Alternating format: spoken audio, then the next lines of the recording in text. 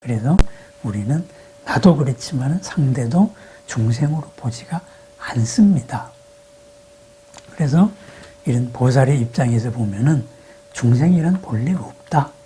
이 전제에서 모든 존재들을 대하는 겁니다. 그렇다면은 우리가 이러한 존재로서 이 일체법이 불법인데 세상사 하나하나에서 일을 하고 살아나갑니다. 그럼 어떻게 살아야 할 것이냐 했을 때 금강경은 이렇게 말합니다. 불국토를 장엄하고 살아야 된다. 이렇게 말합니다. 부처님 나라로 아름답게 꾸며가면서 살아야 된다. 개인으로 따지면은 완전한 열반에 얻게 하는 거잖아요. 그렇다면은 이 같이 살고 있는 더불어 함께 가는 이 전체는 부처님 나라로 만들어 나가는 과정의 삶을 삽시다. 이렇게 해서 나오는 얘기가 수보리여 보살이 나는 불국토를 장엄할 것이다. 이렇게 말한다면은 그것에 대해서도 같은 방식으로 설명이 되어야 합니다. 그것은 무슨 까닭입니까? 열애께서 불국토의 장엄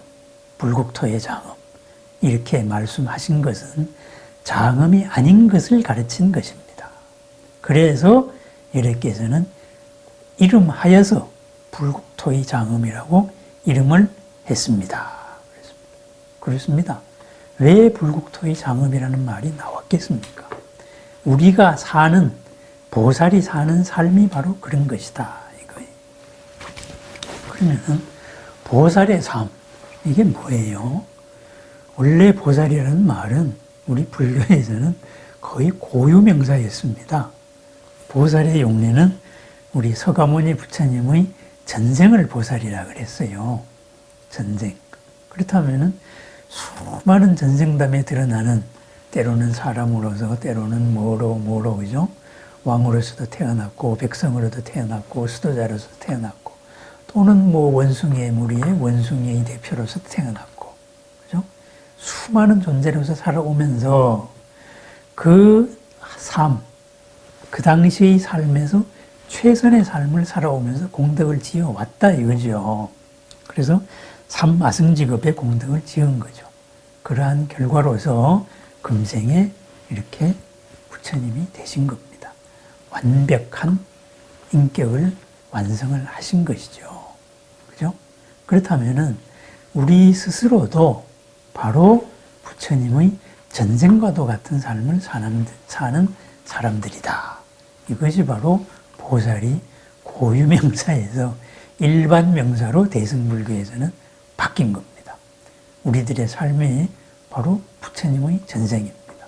그러면은 우리들의 삶, 그죠? 우리들의 삶, 더불어 같이 사는 삶, 보살과 보살이 사는 삶. 그럼 이 땅이, 이 사회가, 이 관계가 어떤 관계로 이루어야 정상이 되느냐? 그것이 부처님 나라 같이 되어야 된다 이 말입니다. 부처님 나라, 불국토, 정토와 같이 되어야 된다. 그게 목표입니다. 그래서 그러한 정토의 길로 한 걸음 한 걸음 나아가는 것, 그것을 장엄이라고 말합니다. 아름답게 꾸미는 거죠. 훌륭하게 장식을 하는 겁니다. 장엄. 그래서 그러한 삶을 살아갑니다. 그래서 자리이타 그러잖아요.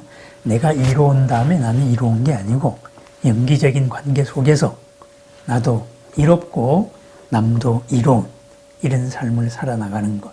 그것이 바로 불국토의 장엄입니다. 내가 이롭기 위해서는 너는 그만큼 손해를 봐야 된다. 그것은 불국토의 삶이 아닙니다. 그렇죠? 내가 이만큼 이로우면 당신도 이만큼 이롭습니다. 윈윈의 관계. 이런 것이 불국토의 장엄입니다.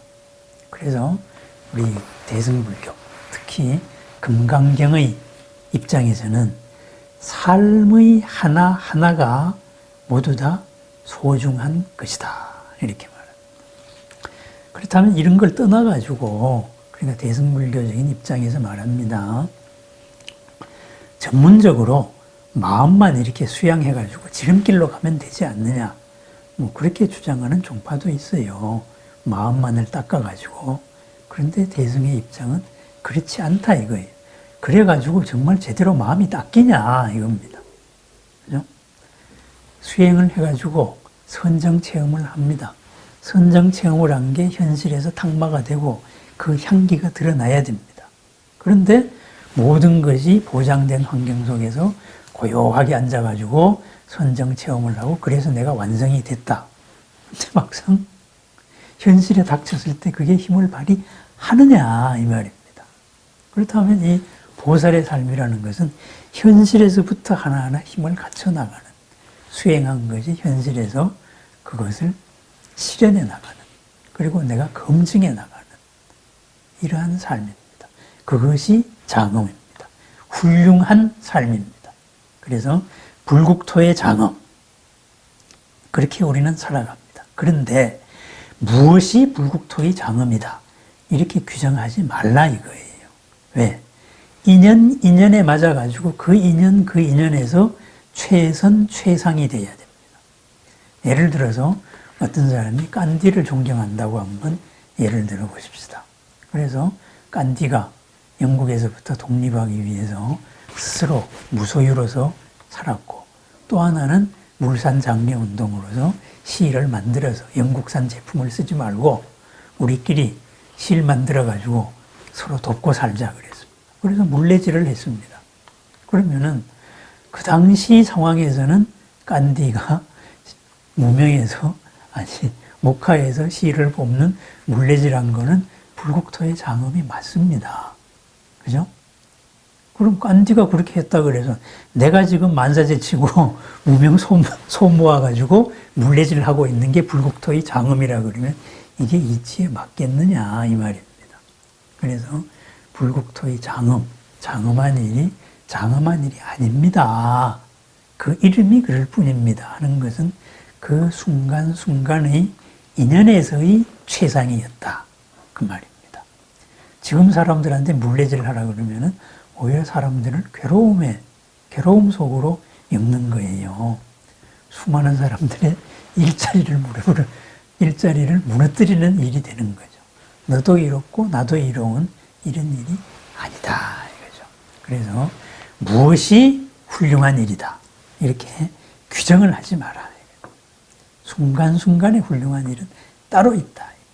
그것을 우리는 연기적으로 살아나갑니다. 그러면은 이렇게 살아나가는 사람의 총체적으로 요약을 했을 때 그것이 무엇이냐 했을 때 그것이 바로 무아라는 말로 표현을 합니다. 그래서 17장의 마지막 단락이 이렇게 씁니다. 수벌이여 그렇지만은 열애께서 그죠? 모든 법은 실체가 없는 것 무아죠. 무아와 무아법을 심신해자 깊게 믿고 그리고 완전히 안다면은 그러면은 그 사람은 보살이 될 것이다. 이렇게 설명을 했습니다. 이 말 한마디로 17장을 요약을 했습니다. 현장 스님의 번역을 보면은 이렇습니다. 선현, 수보리여, 약 제보살, 만약에 모든 보살이 무아법에서 무아법을 확실하게 심신해자, 깊게 믿고 확실하게 믿고 안다면은 이 사람은 열애, 정등각, 바로 열애가 될 것이다. 바른 깨달음의 열애가 될 것이다. 그래서 설위 보살 이런 사람을 진실로 보살이다. 참보살이다. 이렇게 얘기한다. 그랬습니다. 우리 구마라집 스님의 번역은 좀 심플하고 좀 일반적으로 우리 구어체로 번역을 했습니다. 수보리, 약보살, 통달 무아법자, 열애설, 명 진시보살. 수보리요, 만약에 보살이 무아법에 대해서 통달한다면 그것을 이름하여서 참다운 보살이라고 말한다. 그랬습니다. 이 무아법이 무엇이냐? 내가 없다. 이게 아닙니다. 고정된 그 무엇이 없다. 이거죠. 내가 중생이 아니듯이 상대도 중생이 아닙니다. 이것이 훌륭한 일인데 훌륭한 일이 맞습니다. 불국토의 장엄입니다. 하지만은 그 장엄에 실체가 있는 게 아니에요. 그 당시 상황에서의 훌륭한 일입니다. 상황이 바뀐 오늘은 새로운 훌륭한 일이 있습니다. 새로운 방법이 있습니다. 새로운 발상에 전환을 해야 된다. 이거죠. 그렇죠? 이런 모든 것에서 실체가 없이 인연 따라 변하고 인연 따라 변하는 것을 있는 그대로 보고 거기에서 가장 최적으로 대응을 해 나가고 그러면서 나의 고정관념을 깨트려 나가는 것. 지금까지 학문 체계, 사상 체계 이런 것을 깨트려서 항상 훌륭하게 대응해 나가는 삶, 인연에 맞추는 삶. 그것이 바로 무아법을 통달한 삶입니다. 무아법을 깊이 믿고 무아법을 확실하게 아는 사람들입니다.